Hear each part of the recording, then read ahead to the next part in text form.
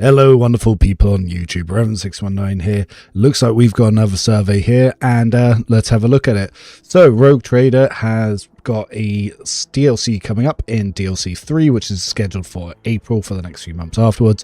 It could potentially be delayed. We don't know yet. However, Owlcat are in the early stages of finalizing their development. They're testing some early encounters, and they want to obviously check the audience with what they're doing to make sure they're on the right path. So as always, they've put a survey out. Sorry, CV. Ugh. Anyway, the survey's come out, and I'm going to fill it in live, and then I want you to do the same too. I don't want you to just copy whatever I put. I want you to give your honest feedback. The more of us that do this, the better it will be. So send the survey out to everyone you know that plays Rogue Trader. So let's begin. Lord Captains, a new survey has arrived and we need your guidance once more. Today we invite you to share your thoughts about DLCs. Not long ago we asked you to share what the DLC of your dreams looks like. Since then you've had a chance to play our second DLC. Now we'd like to hear your thoughts again. The survey should not take longer than 10 minutes and your insights will help us better understand what matters most to our players. Please take a moment to complete the survey and help make this future surveys better. Next. Which of the Warhammer 40k Rogue Trader DLCs have you played? I've played both. Please rate the DLCs that you've played from 1 to 5.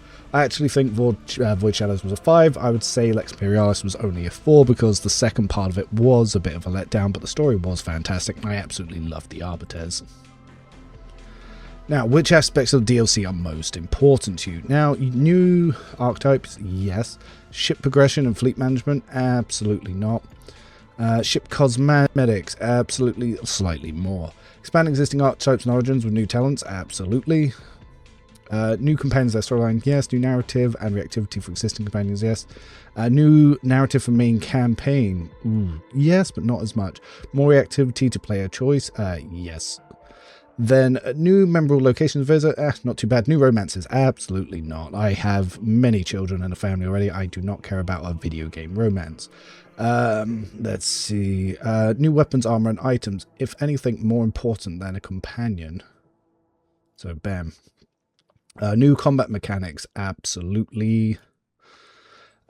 New factions introduced. Plot, yeah, it's okay. Expand strategic gameplay. Yep, we want to see some of that. Ooh, if anything, I like mechanics more than everything else. New faction, ship customization, new... Yeah, no, I don't care about romances. Yep, that will do for me. Okay, so let's discuss DLC's main quest. Please rate how you'd enjoy playing the DLC with the main DLC implemented in the game or another way. Please rate on a scale of 1 to 5. One whole story integrated into the game's main storyline location, slightly interested. One story that takes place in new locations, highly interested. The current game is way too like squeezed into Act 2. I want to see Act 4 and Act 5 expanded. Several integral stories that take place in new locations, yes. So they're considering adding new locations in DLC 3, so I think they've already announced that in the actual season pass, that they're planning to have it in a new region. So they want to see if we are interested, because they might be bottling and thinking, oh, maybe we shouldn't do the new region.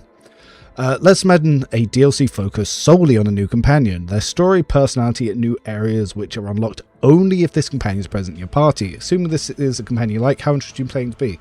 I would be interested. I don't care if the new companion is locked into your party for an entirely new area. That's fine. What do you prefer for a companion's quest? Be integrated to the game's main plot and connected to it, or their quest be separate and standalone? Both options. Both are fine. If I had both, the better. How likely are you to continue playing a DLC if you don't like the companion introduced in this DLC? I'll play it anyway. I don't need to like the companion. A lot of people didn't like Solomon. I didn't like Solomon's build, but I loved Solomon. I loved the Arbiters. So, imagine your dream companion. What matters most to you about the potential companion? So, romance, right to the bottom. Overall attractiveness, don't care. Xenos, below romance. I don't care for Xenos. Relationships with the main character, how the companion treats the protagonist. I would like to see some of that. Character development throughout the story. Yep. Personality. I don't really care about their personality because I can like it either way. Probably above their looks for me. Sexuality, right to the bottom. Gender, right to the bottom. Don't care. Backstory, yes. Character development, yes. Appearance, visual design, overlook. That can go below personality. Yep, that will do.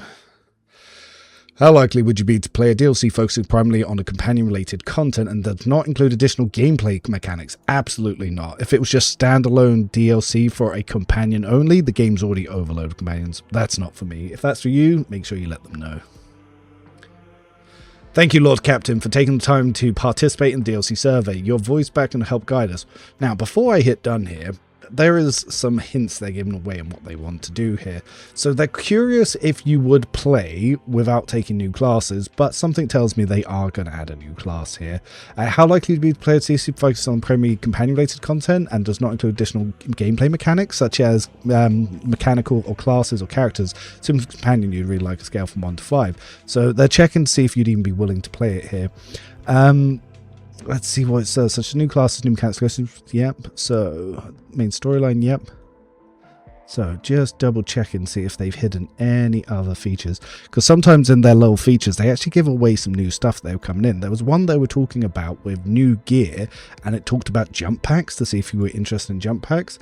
And funny enough, I don't see anything like that here. Let's just double check through to make sure there's not any hidden messages in DLC for what they might be spoiling. But by the sounds of it, they are talking about having a new region. So I imagine that they're already thinking about having a standalone quest that's in a new region. They're a little bit scared about doing another roguelike mode or another standalone story like they did previously, because they didn't sell very well. So I think that's what they're getting at here. New class, new mechanics, locations. Yep, we want much of that. Please, yep. So some of these options as well, let's see if there's anything in here. About backgrounds, general charm necessary, yep, development. Nope, that all sounds pretty on the level. Okay, done.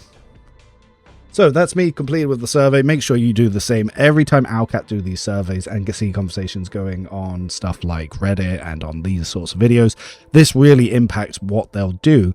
If you want to see anything in the next DLC, do comment below here, because obviously if a lot of people comment and like stuff, and Owlcat community members and community managers, they do look at these videos. If they see a lot of high comments in below, that will impact sort of their decision making. The same on Reddit. You see any discussions on Reddit, if one topic gets really highly upvoted, they're going to be trawling through all those comments. They're going to be seeing what you guys will think, and they're going to be basing what they're going to do and sort of play their hand with it. I'm very much hoping that DLC 3 will expand Act 4 more than it expands Act 2, but obviously they're going to be scared and they're going to want to get this extra companion in as quickly as possible, so they might throw it in at the start of Act 2. However, that leads to the problem. Act 2 is far too bloated. We need mid and end game content because there's none. Act 5 is empty. Act 4 is minimal. Act 3 is very bare bones. Act 3 needs a little bit of improvements because they need to get rid of that horrible little overlay headache effect, but beyond that, I really like the sort of flow of that. They pack an entirely new region. It's DLC 2. That's going to be tedious. I wouldn't even mind post-game content being put into this, because I used to love games like that. Dragon Age was very successful with that. Story campaigns that happen after the final campaign, so you can test your completed builds. We don't have any sections like that right now. Let me know what you think, but that's all I've got for you today. Do take the survey. Link will be in the comments below. Till next time, see you all around.